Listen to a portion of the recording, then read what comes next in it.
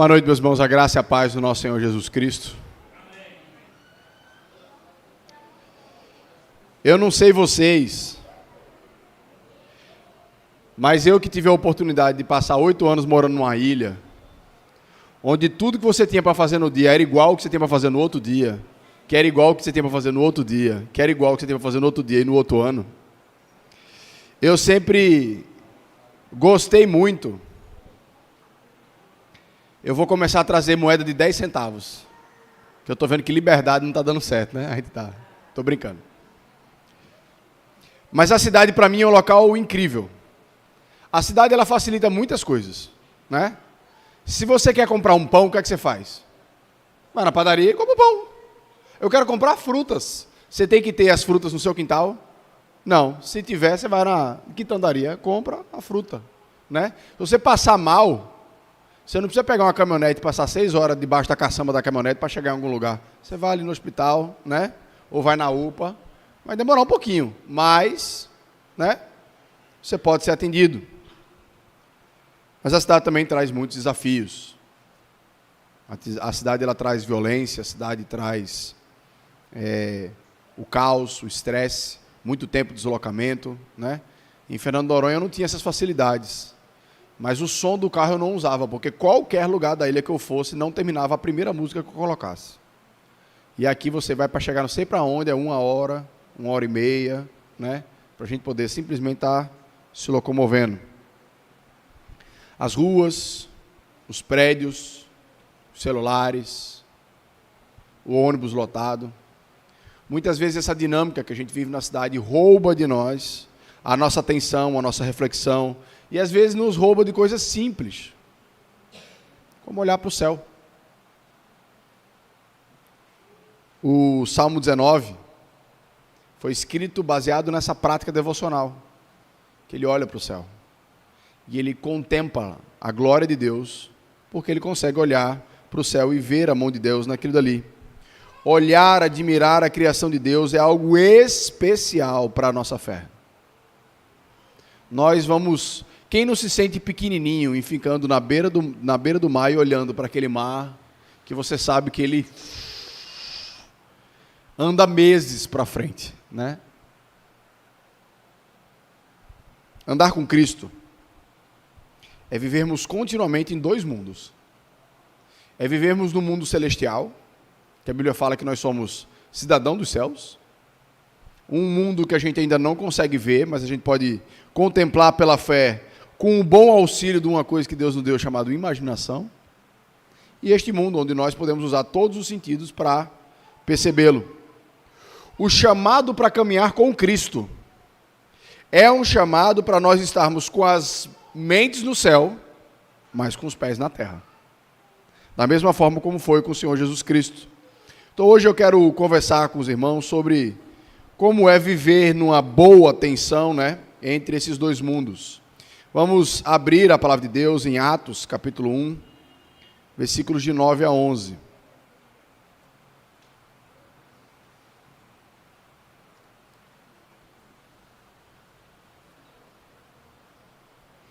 Atos, capítulo 1, versículos de 9 a 11.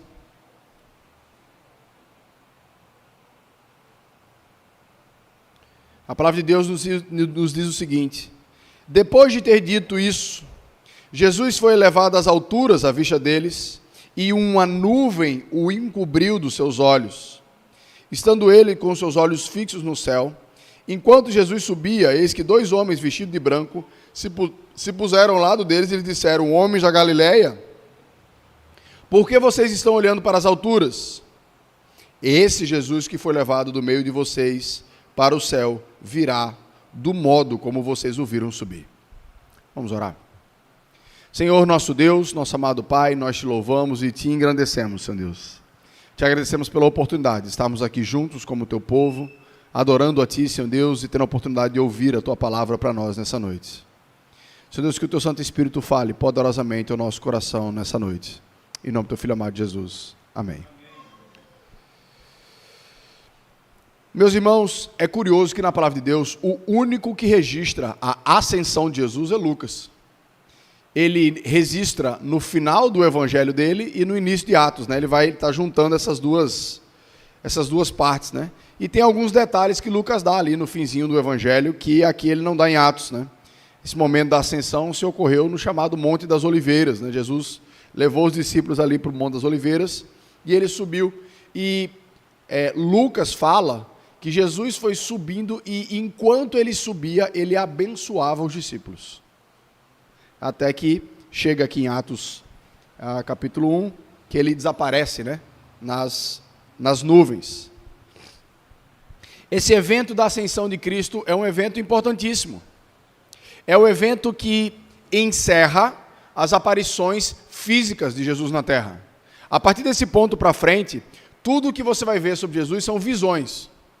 Jesus vai aparecer em visões para os outros personagens ou pessoas, tanto da Bíblia quanto da história. Então, o texto aqui deixa claro que Jesus ele foi levado aos céus. A ideia passiva do verbo, né, que ele foi levado, é a ideia que o próprio Deus, o Pai, vai na terra e o traz para si, né? A ideia de que o Pai está dizendo assim: meu filho, você cumpriu a missão, eu vou trazer você agora de volta para a sua glória. Filipenses nos ensina que Cristo se esvaziou da forma de Deus, né, para assumir a forma de homem, se humilhando como homem. E agora, o que Deus está fazendo é aprovando a obra de Jesus Cristo e chamando ele de volta para casa. Jesus falou sobre isso várias vezes aos discípulos, disse: olha, para onde eu vou, vocês ainda não podem ir. Eu vou para junto do Pai. E agora, esse momento, de fato, ele chegou. Então, ele entra nessa nuvem, né? E aí, como eu conversei com as crianças, essa nuvem era física, mas essa nuvem, ela simboliza algo muito maior. Ela simboliza a glória de Deus. Né? Tanto é que quando você vai ver qualquer filme infantil, né, de criança da Bíblia, Deus fala da onde? Ele não fala de uma nuvem, né? Porque, biblicamente falando, em vários momentos, é exatamente essa expressão que é usada. Né? Quando Deus vai falar lá no povo do deserto, no povo do Êxodo, você tem alguns momentos onde a nuvem caminha com a glória de Deus. Quando há a inauguração do tabernáculo, a Bíblia fala que a casa se encheu de fumaça, né? Que aquilo ali, Deus estava naquele gasoso ali, quando tem a coluna de nuvem que guiava o povo. Quando Jesus foi batizado, a palavra de Deus nos fala que veio uma voz do céu. São palavras humanas para tentar descrever algo que é espiritual, né? Então, essa representação aqui não é uma coisa física, mas Deus sabe a nossa limitação física de compreender verdades espirituais. Então, com muita frequência, Deus usa coisas materiais para simbolizar coisas espirituais. A gente está diante de uma Santa Ceia, é exatamente isso que acontece. O que é o pão e o que é um suco de uva? Uma refeição. Mas para nós a ceia não é uma refeição. É um símbolo extremamente profundo da obra do Senhor Jesus Cristo e aquilo que nós estamos aguardando nele. A ascensão de Jesus Cristo é essencial para a nossa fé. Por quê? Porque é mais uma prova da ressurreição de Jesus Cristo. Se você é cristão, dentro do cristianismo não existem túmulos sagrados. Não existe isso. Porque aquele que é o objeto da nossa adoração, o nosso Senhor Jesus Cristo, não está num túmulo. O nosso Senhor, ainda hoje, Ele está vivo nos céus. E Paulo nos fala também em Filipenses capítulo 2, que esse momento da ascensão é o momento onde Jesus Cristo é exaltado acima de todo nome. Jesus disse em certo momento para os discípulos que aquele que quer ser o mais importante, que seja o que sirva. Jesus serviu a todos. E chegou o momento da exaltação dele. Hoje ele está acima de todo nome. Eu queria que você rapidamente abrisse a Bíblia em Apocalipse capítulo 1.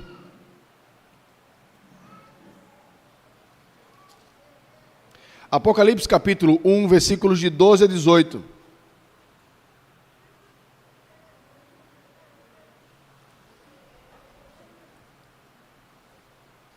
Apocalipse 1, de 12 a 18, diz o seguinte: voltei-me para ver quem falava comigo, e ao me voltar vi 7 candelabros de ouro. No meio dos candelabros, semelhante ao Filho do Homem, com vestes talares e cingido, à altura do peito, com um cinto de ouro. A cabeça e os cabelos dele eram brancos como a alva lã, como a neve. Os olhos eram como chama de fogo, seus pés eram semelhantes ao bronze polido, como que refinado numa fornalha. A voz era como o som de muitas águas. Da mão direita tinha 7 estrelas, da sua boca saía uma afiada espada de 2 gumes. O seu rosto brilhava como o sol na sua força. Ao vê-lo, caía aos seus pés como um morto, porém ele pôs sobre mim a mão direita, dizendo: não tenha medo, eu sou o primeiro e o último, aquele que vive. Estive morto, mas eis que estou vivo para todo sempre e tenho as chaves da morte e do inferno. Essa é a simplória apresentação de Jesus Cristo, como ele está hoje. Um rei sentado em seu trono, seu rosto brilha como mais do que o sol do meio-dia, sua voz é como o som de muitas águas. As igrejas estão em suas mãos, as estrelas estão em suas mãos, e ele fala: eu estive morto, mas agora eu estou vivo. Tenho na minha mão a chave da morte e do inferno. Elas não me governam, eu é quem governo a elas. Jesus hoje, ele não é mais aquele homem ensanguentado, injustiçado, cuspido, debochado. Jesus hoje senta no trono do céu. Sua imagem e seu poder é tão grande que a gente nem consegue olhar para ele. O simples fato de ver Jesus em visão, ao vê-lo, cair aos seus pés como morto. Desmaiou, né?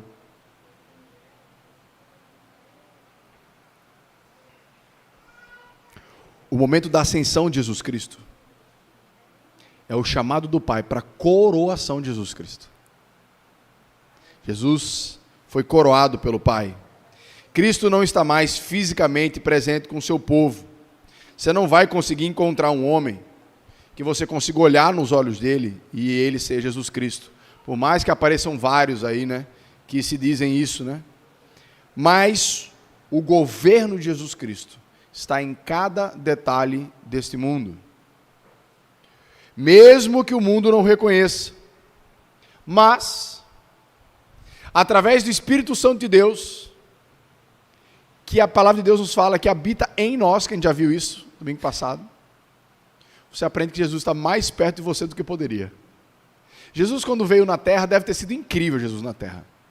Mas Jesus na terra, ele só ficava em um lugar. Ele ia para um lugar, pegava um barco, ia para o outro, andava, ia para o outro. Através do Espírito Santo de Deus, que é o nosso elo de vínculo com o Pai, ele está conosco todos os dias. Ele consegue cumprir a promessa, dizer assim: eis que estou convosco todos os dias. Através do que ele mesmo chamou de o outro Consolador. A coroação de Jesus é uma cena que a gente só pode contemplar, por enquanto, na imaginação, alimentado pela fé. Você pode fechar os olhos, ouvir essas palavras, né, com a voz de Cid Moreira, né, e imaginar Jesus Cristo sentado no trono. Você não vai chegar lá, mas a gente pode imaginar. Crer em Jesus é ir além do sacrifício de Jesus na cruz. É também crer que Jesus agora está exaltado. Como cristãos, como igreja, nós enfrentaremos tudo nesse mundo com olhos completamente diferentes. Se a gente tiver a certeza, se a gente tiver a mente fixa, os olhos fixos do nosso Rei. Lembre-se que quando os discípulos estavam olhando, a palavra deles é essa, né? Enquanto eles podiam olhar para Jesus, eles estavam olhando para Jesus. O convite da palavra de Deus é: mesmo que os nossos olhos físicos não consigam mais olhar para Jesus, por conta da nuvem da glória onde Jesus habita, através dos nossos olhos da fé, nós somos chamados para caminhar com os nossos olhos fixos em Jesus Cristo. Não no Jesus Cristo da cruz, mas no Jesus Cristo do trono. A nossa mente precisa estar focada nessas coisas.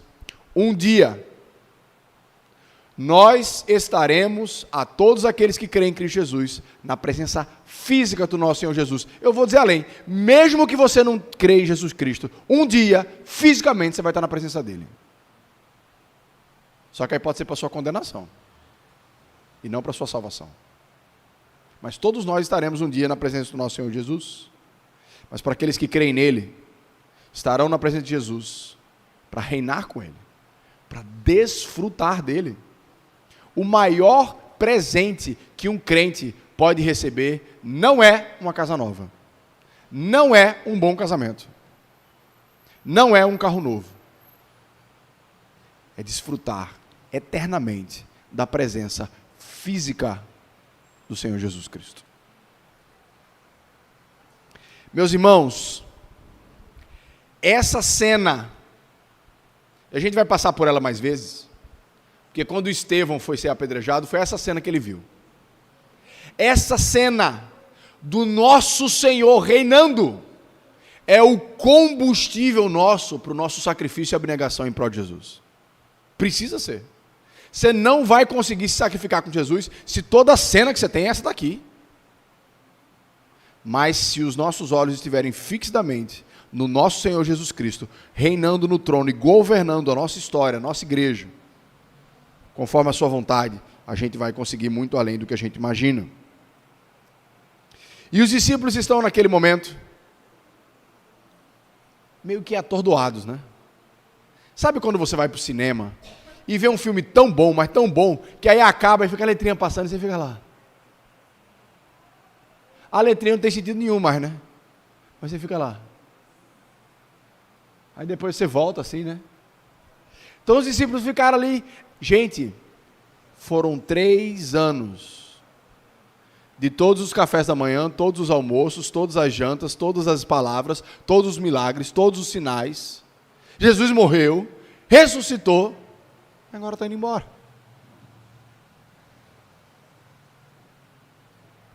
E a semelhança da ressurreição, quando Maria Madalena está procurando por Jesus, aparecem 2 anjos, né? A pergunta que é feita para Maria Madalena é: por que você procura entre os mortos aquele que está vivo? Você está vindo num túmulo para quê? E a pergunta que os anjos fazem para ele, né? O que vocês estão olhando para as alturas? Vocês estão esperando o quê?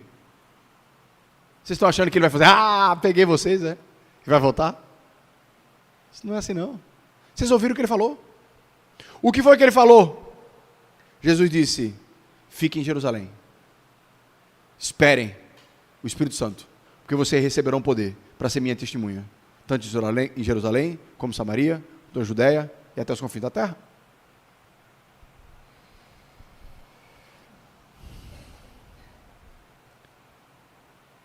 A volta de Jesus não seria naquele momento. Jesus já tinha respondido essa pergunta também.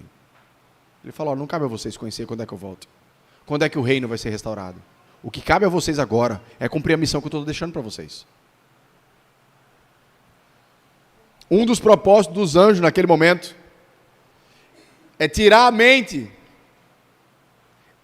dos homens de Deus, dos discípulos, exclusivamente do céu, e trazer e colocar eles com o pé na terra.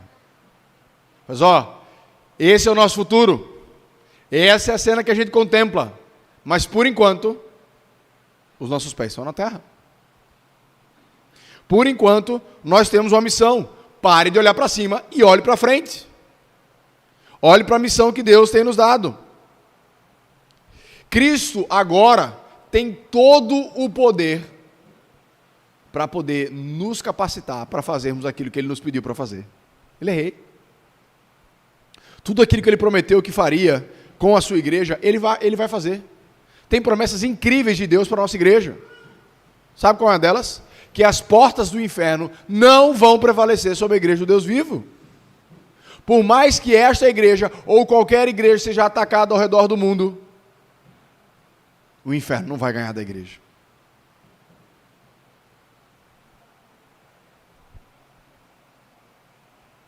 Quando nós lemos Apocalipse, a gente vai ver as 7 cartas de Cristo à igreja. É Cristo governando a sua igreja. Ele fala: olha, eu conheço vocês, Eu estou vendo as obras de vocês, e em várias igrejas. Das 7, só uma não recebe puxão de orelha. Algumas ele até ameaça. Fez, se vocês não se corrigirem, eu vou tirar o candelabro. Eu vou fechar essa igreja. Que isso revela para nós o que nós aprendemos em 1 Coríntios, que Cristo é o cabeça da igreja. Por mais que entrem líderes, pastores, presbíteros, acima de tudo, quem governa a igreja é o Senhor Jesus Cristo. Ele não está amarrado pela gente, não. Nós temos a responsabilidade de governar e pastorear a igreja à semelhança do pastor verdadeiro. Mas ainda assim, ainda que nós falhemos, é com Ele que a governança está. Meus irmãos, nossa mente precisa estar no Senhor. Nossas mentes precisam estar em Cristo exaltado, sentado no seu trono. Mas enquanto você tiver os pés na terra e você for um servo do Senhor Jesus Cristo, você tem uma missão. Nós temos a missão de testemunhar, como Jesus falou. Nós temos a missão de continuar a fazer e a ensinar aquilo que Jesus começou a fazer. Nós somos o corpo de Jesus Cristo. A cabeça continua sendo a mesma. Nós vamos continuar a obra de Jesus Cristo. Então muitos se acomodam na cadeira, se alegra muito, chora pelo privilégio da salvação. Senhor Deus, muito obrigado porque o Senhor me salvou. Mas se esquece da missão. Se esquece que você não foi salvo para isso. Você foi salvo para cumprir uma missão. Meus irmãos, bote uma coisa na sua mente, no seu coração. Você não foi salvo para ganhar dinheiro. Você não foi salvo nem para ter paz. Nem para ter felicidade. Porque em alguns momentos, nós vamos ter uma paz que a gente não consegue entender. Não é a paz desse mundo. Para ter uma alegria que não é uma alegria fruto de circunstância. O chamado de Cristo é um chamado transformador, de dentro para fora. Mas um chamado que nos leva para a ação. Do contrário, nós estamos sendo infiéis com aquilo que Jesus nos mandou fazer. Entenda, essa imagem para nós, daqueles que creem em Jesus Cristo, que o trono, de Jesus sentado no trono, que é tão vívida e deliciosa essa imagem, tem pessoas que não conhecem. Nós saímos para divulgar, nós saímos para testemunhar, nós devemos nos investir com essas coisas, para falar de Jesus. Primordialmente, não é porque as pessoas estão precisando, é porque o nosso Deus merece ser adorado. Mas para Ele ser adorado, ela precisa ser transformada.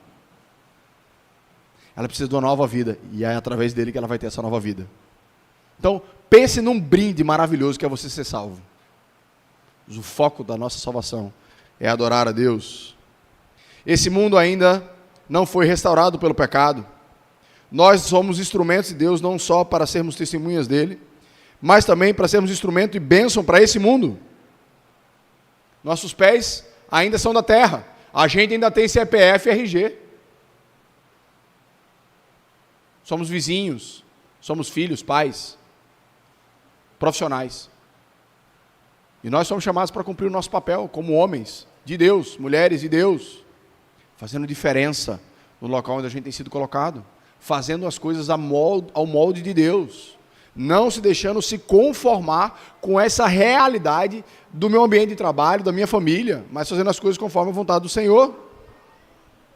O quanto que nos preocupa o coração tornar o nome de Deus conhecido. Oramos no Pai Nosso. Quem é que sabe Pai Nosso decorado? Levanta a mão. Levanta a mão aí. Quem não sabe decora, misericórdia.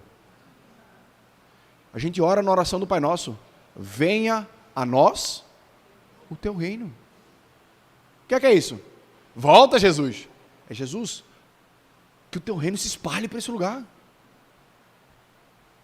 Aí Jesus fala, bora, você está colaborando como? Eu quero usar você. Eu quero lhe dar o privilégio. O reino é meu. Mas eu quero usar você. Precisamos ter os nossos olhos fixos no Rei. Precisamos ter os nossos pés na terra, focados na missão. Os anjos vêm para trazer os discípulos de volta para a terra, para olharem para frente. Mas os anjos também vêm para consolar o coração dos discípulos. Porque eles falam assim, olha, o que vocês estão olhando aí como se tivesse acabado? Eita, acabou. Ele vai voltar, a história não acabou. Da mesma forma como vocês o viram subir, ele voltará. Aqui é a música de Isaías 9, que a gente cantou, né? O céu começa a se abrir, né? Toda a terra se dobrou a ti. Que a gente contou, né? Isaías, gente, é 700 anos antes de Jesus. Então estamos numa promessa da volta de Jesus já faz muito tempo. Ela não é nova. E ele não disse nenhuma nem duas vezes, mas várias vezes. O que os anjos dizem para os discípulos, o que os anjos dizem para nós, é, olha, a separação não é definitiva, é temporária. Não fiquem tristes. Eu sei que vocês o amam, eu sei que ele é o salvador de vocês, eu sei que ele é o Senhor de vocês, o Deus de vocês, mas ele vai voltar.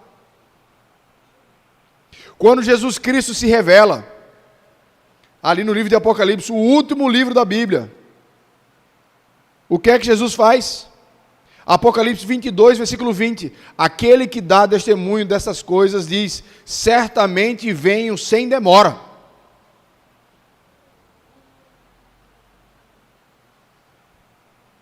Eu gosto de uma frase do nosso irmão, o irmão Billy Graham, já faleceu. O grande pregador Billy Graham diz assim, não se preocupe, tudo vai terminar bem, eu já li a última página da Bíblia. Por quê?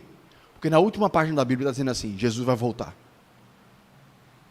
No final de todas as coisas. Quando realmente o final chegar. Está tudo certo. Se você crê em Jesus Cristo, pode ficar tranquilo. Tem outra frase que até o mundo reconhece, né? Um escritor até que eu gosto bastante da pegada dele, o Luiz Fernando Veríssimo. Ele tem um título do livro que me chamou a atenção. Diz assim, no final tudo dá certo. Se não dá dando certo é porque não chegou no final. Para crente, isso funciona de verdade. Para descrente, não. Os anjos nos informam que Jesus voltará da mesma forma que nós o vimos subir. Sabe o que significa? Jesus não vai vir mais como um bebê. Sabe o que significa? Jesus não vai vir mais uma outra pessoa. É aquele mesmo Jesus que subiu. Ele um dia vai voltar. Ontem a gente estava voltando para casa. Aí estava passando aqui na avenida. Aí passamos na frente de um barzinho. Tinha um rapaz tocando violão. Aí minha filha, olha Jesus, né? Porque o rapaz tinha barba, cabelo grande, né? Aquele homem é igual a Jesus, né? Vendo muito desenho, né? Mas essa identidade, que aquela mesma pessoa subiu aos céus, ele voltará. A Bíblia nos ensina que o corpo de Jesus Cristo é tipo um protótipo, só que um protótipo perfeito, né? O corpo de Jesus Cristo é o primeiro do que nós iremos receber. Foi o primeiro modelo da série. É o corpo de Jesus Cristo. Quando Cristo voltar e nós formos ressuscitados, nós receberemos um corpo igual ao de Jesus Cristo. Um corpo glorificado, um corpo sem pecado. Meus irmãos, Jesus Cristo é a garantia da nossa salvação final. Jesus Cristo roga ao Pai, clama ao Pai por nosso favor. É o homem-Deus que hoje senta no trono do universo. Um sacerdote que se compadece das nossas dores, porque ele foi homem como a gente. Só que a volta de Jesus vai ter algumas coisas semelhantes, outras coisas diferentes. Jesus subiu sozinho, não foi? A palavra de Deus fala que quando Jesus Cristo voltar, ele voltará com milhares de anjos. A palavra de Deus nos fala em Apocalipse 1:7, que todo olho verá. Aqui os discípulos viram. Na volta de Jesus, todo olho verá. Será o grande dia. será o grande dia da igreja conhecer o seu maravilhoso noivo. Desse casamento prometido. Imagina, né? A noiva fica ouvindo do noivo, né? A gente não sabe o que é isso, né? A nossa cultura não tem casamento arranjado, né? Muitas culturas têm, né? Ela fica ouvindo, rapaz, ele é ótimo. É um cara bonito, fica bem, é bonito, né? Trabalhador, e assim, eu quero conhecer. E de repente, chega o dia do casamento.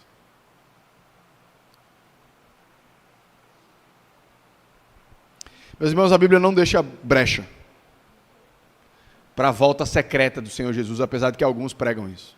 Uma vez eu fui conversar com uma pessoa, ela estava desanimada, disse, pastor, não estava mais indo para a igreja. Ele disse, pastor, sabe o que eu acho? Jesus já voltou, já levou quem era dele, a gente está aqui só para sofrer. Eu faço um negócio desse, né, meu irmão? A gente ficou. É como se ele tivesse vindo na surdina, né? Oxe, ele não vem como ladrão, ele vem, ó, quietinho. Quando a Bíblia fala que ele vem como ladrão, não é porque ele vem quietinho, não. Ele vem quando você não espera. Mas a palavra de Deus fala que todo olho verá. Toda língua confessará que Jesus é Senhor. Todo joelho se dobrará. Você vai ver aquele que sempre nunca quis saber de Deus. Ele vai estar de joelho dobrado, olhando para Jesus e dizer assim, Tu és Senhor.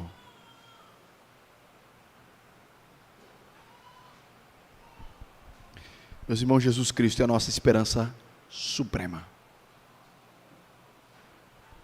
É assim que a gente deve olhar para a morte e para a vida eterna.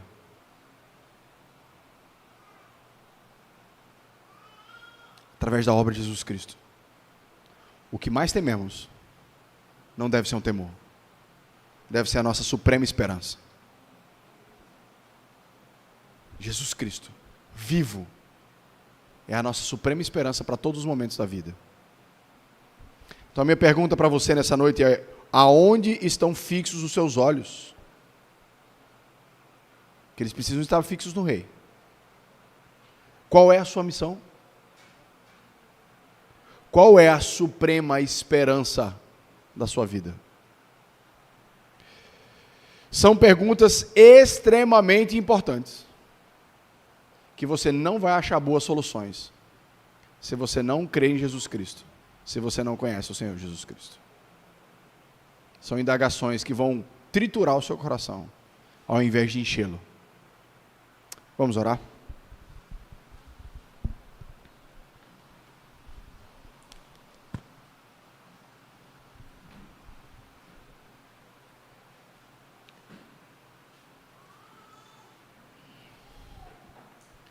Senhor, nosso Senhor Jesus Cristo,